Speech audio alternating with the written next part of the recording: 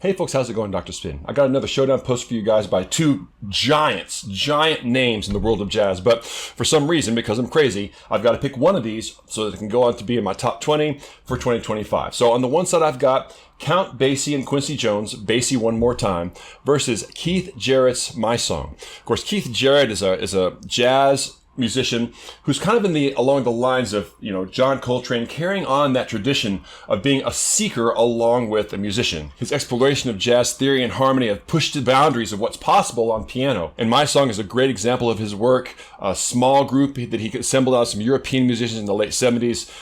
Unbelievable playing on this album. Every moment, if you'll sit down and really focus in on it, is filled with emotion and potential. That, of course, is a comparison over here to Count Basie, who, it could be argued that Keith Jarrett couldn't do what he does without what Count Basie already did.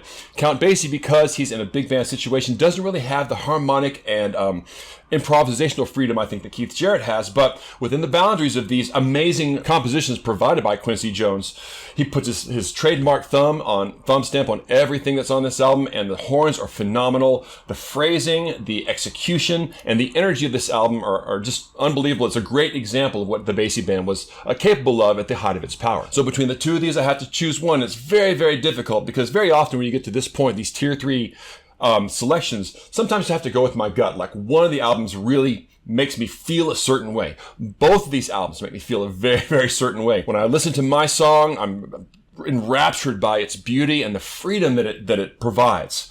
But then, the hard swing and the synchronization of the artists on Basie One More Time is really, really hard to resist. But I think the argument that you can make one way or the other is that Keith Jarrett, although what he does is phenomenally expressive and phenomenally intellectual and pushed forward by his incredible musical instincts, there are parts of this where it goes off a little bit too far and starts to get into free jazz. Now, for me, my ear can handle that, but I have to really sit down and be able to appreciate it. If I just drop the needle on this album, I don't know that I would immediately fall into that groove. That's not the case with the Basie album. This album gets me every single time in terms of its energy and its conviction, its unbelievable compositions, and its improvisational aspects. So, big picture, I'm going to have to go with Basie One More Time. Agree or disagree? Sound off below and then head over to my YouTube channel where you'll find more posts on classic albums and deep dive reviews on new artists.